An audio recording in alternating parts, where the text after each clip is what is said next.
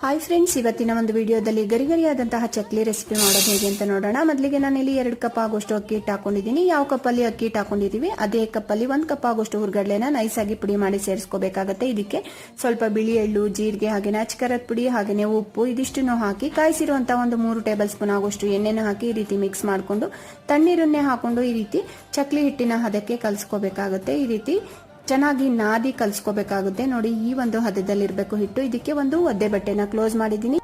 Next ಈ ಕಡೆ ಚಕ್ಲಿ ಪ್ರೆಸ್ಸರ್ಗೆ ಸ್ವಲ್ಪ ಎಣ್ಣೆನ ಸ್ಪ್ರೆಡ್ ಮಾಡಿಕೊಂಡು ಕಲಸಿರುವಂತಹ ಹಿಟ್ಟನ್ನ ಹಾಕಿ ನಾವು ಚಕ್ಲಿನ ಪ್ರೆಸ್ ಮಾಡ್ಕೋಬೇಕಾಗುತ್ತೆ. ತುಂಬಾನೇ ಗರಿಗರಿಯಾಗಿರುತ್ತೆ. ಹಾಗೇನೆ ಒಂದೇ ಒಂದು ಎಳೆ ಕೂಡ ಕಟ್ಟಾಗಲ್ಲ, ಅಷ್ಟು ನೀಟಾಗಿ ಬರುತ್ತೆ. ಈ ಕಡೆ ಎಣ್ಣೆ ಕೂಡ ಚೆನ್ನಾಗಿ ಬಿಸಿಯಾಗಿದೆ. ಇವಾಗ ಮೀಡಿಯಂ ಫ್ಲೇಮ್ ಅಲ್ಲಿ ಇಟ್ಕೊಂಡು ಚಕ್ಲಿಗಳನ್ನ ಹಾಕಿ 2 ಸೈಡ್ ಕೂಡ ಫ್ಲಿಪ್ ಮಾಡ್ತಾ ನಾವು ಗರಿಗರಿಯಾಗಿ ಬೇಯಿಸಿ ತೆಗೆದ್ರೆ ರುಚಿಯಾದಂತಹ ಚಕ್ಲಿ ರೆಡಿ ಆಗುತ್ತೆ. ಇದರ ಒಂದು ಕಂಪ್ಲೀಟ್ ವಿಡಿಯೋ ನನ್ನ ಯೂಟ್ಯೂಬ್ ನ ವಿಡಿಯೋಸ್ ಅಲ್ಲಿ ಇದೆ, ನೋಡಿ. ಹಾಗೇನೆ ನಮ್ಮ ಚಾನೆಲ್ ಅನ್ನ ಸಬ್ಸ್ಕ್ರೈಬ್ ಮಾಡಿ. Thank you.